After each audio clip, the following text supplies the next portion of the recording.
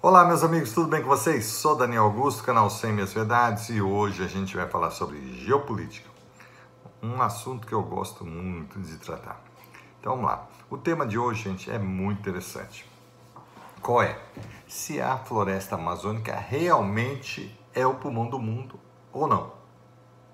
Façam as suas apostas. Será que é ou não é? Então vamos lá.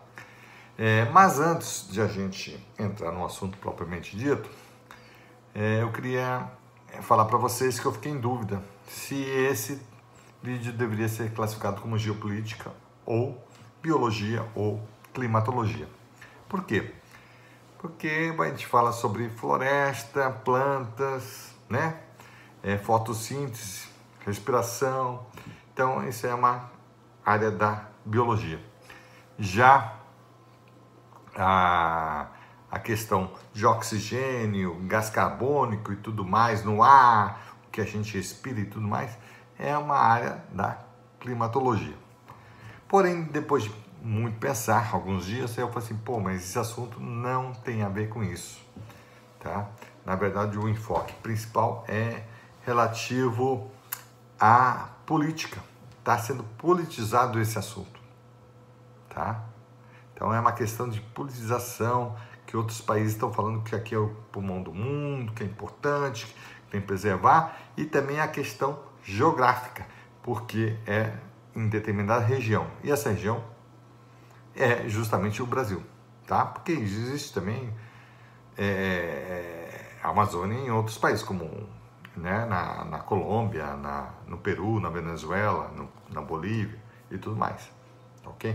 Então, aí eu vi, é uma questão geográfica e política. Então, realmente faz sentido ser classificado como geopolítica. Falado isso, então vamos lá para o que importa. Gente, para vocês entenderem isso, tem vários aspectos aí que é um assunto interessantíssimo. Vamos entender a composição do ar atmosférico. Tá? O nosso ar, quais são os gases, que compõem eles, para dizer se é importante ou não é. Bom, 78% do ar é composto de nitrogênio, gente, tá? Que é composto de uma molécula de 2 átomos de nitrogênio, ou seja, N2. 78%, é coisa pra caramba, hein? 21%, também é muita coisa, é composto do nosso gás vital, tá? Que é o oxigênio, tá? Então esse gás ele abrange 21% do ar atmosférico, que é uma molécula composta por 2 átomos de oxigênio, tá? O2. Então, se você pegar o nitrogênio e o oxigênio, gente, 78 mais 21, né? Não precisa ser um grande matemático, vai dar 99%. Ou seja, a atmosfera basicamente é composta desses 2 gases. O nitrogênio, que é um gás inerte, e o oxigênio, que é um gás vital para os seres humanos, para as plantas, para todos os animais e para muita coisa. Tá bom?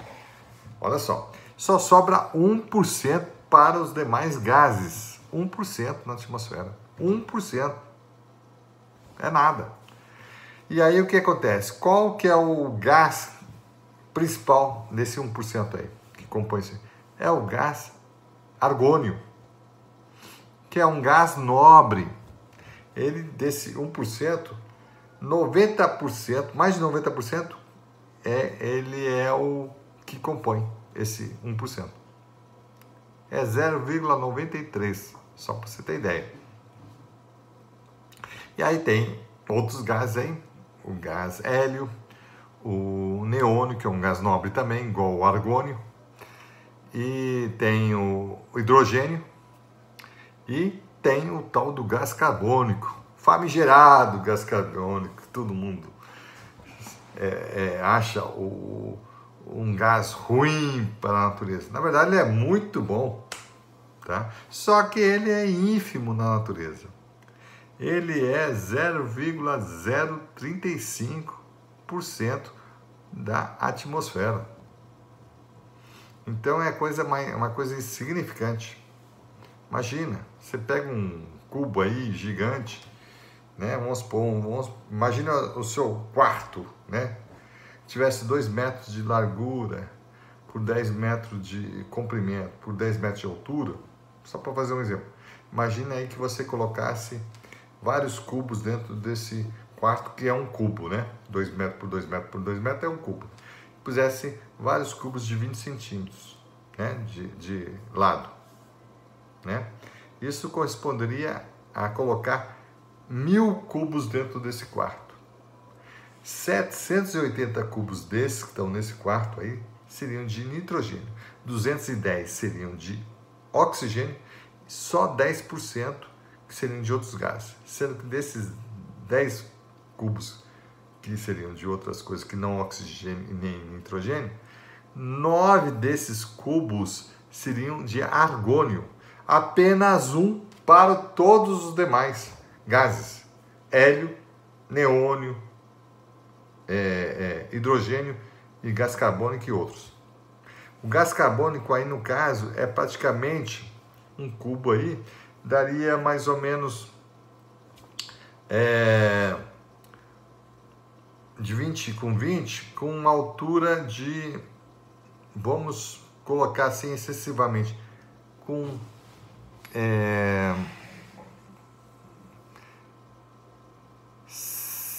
6 centímetros. Então 20 por 20 por 6, tá? Seria 6 centímetros de altura, dentro desse cubo todo gigante. É uma coisa insignificante. Em relação ao oxigênio, só para você ter ideia, para cada molécula de gás carbônico, existem mais de 600 moléculas de oxigênio no ar atmosférico. Só isso. 600, mais de 600. Mas estou pondo 600 para pôr por baixo do que o gás carbônico. Então, o gás carbônico é uma coisa ínfima, gente. Ninguém tem que se preocupar. E, além do que, o gás carbônico é muito importante para as plantas, para muita coisa na natureza. O gás carbônico é muito importante. Tá ok? Para o ser humano, inclusive. Boa parte precisa de gás carbônico. Tá? De certa forma, né? O carbono e tudo mais, ele compõe o ser humano, compõe as plantas, os animais e tudo. Ok? Então, falando isso, vamos para a frente. Fotossíntese, gente. O que vem a ser fotossíntese? Fala porque, a floresta faz a fotossíntese, isso, aquilo, absorve gás carbônico, joga oxigênio para o nosso ar atmosférico e tudo mais. Tem aquela conversa toda, né? Falando que ele é o pulmão do mundo. Bom, gente, o que é o processo de fotossíntese? É o seguinte, uma planta que tem clorofila, né? Com as folhas verdes, né? Tudo mais, ela, quando ocorre a luz solar, no momento da luz solar, tem que ter luz solar, ocorre a fotossíntese, que é um processo químico que ocorre, em que, junto com a água que vem pela raiz, que é absorvida pelas raízes da planta, e o CO2, que é captado pelas folhas da planta, das plantas com folhas verdes, captado o CO2 com a ajuda, quem vai fazer esse processo todo também é a luz solar. Aliás, é só com a luz solar que ocorre isso. Então, vai se juntar tudo isso, o H2O, que é a água, com os gás carbônico, CO2, e isso vai formar o quê? Glicose, tá? Que é uma molécula que é o C6H12O6. Ou seja, a cada 6 moléculas de água e 6 moléculas de gás carbônico, tá? Vai formar uma célula de glicose e vai liberar 6 moléculas de oxigênio. Então, tudo que entra de gás carbônico vai liberar igualmente como oxigênio. Entendeu? Basicamente isso. Tá?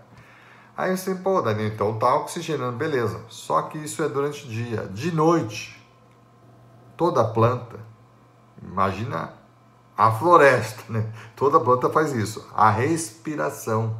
Então toda a floresta vai fazer a respiração, vai fazer o processo inverso. Vai pegar o oxigênio, certo? Que está no ar, vai inspirá-lo, vamos dizer assim, e liberar gás carbônico. Ok? Então vai fazer o processo inverso à noite. De dia ela faz a fotossíntese, que absorve gás carbônico junto com a água e o sol, formando a glicose que vai manter a planta, né, nutrida. E de noite ela precisa respirar. Então é quando não tem o sol, ela vai fazer o processo inverso, que é de respiração. Ela vai absorver o oxigênio e vai liberar o gás carbônico. Tá? Então é dessa forma que ocorre, gente. Então, as florestas, na verdade, elas não liberam oxigênio para a gente. Elas liberam para elas mesmas o oxigênio para ela respirar à noite. Tá ok? Então ela não é pulmão do mundo, nem aqui, nem na China. Tá bom? Aí o pessoal fala assim, pô, Daniel, mas o seguinte,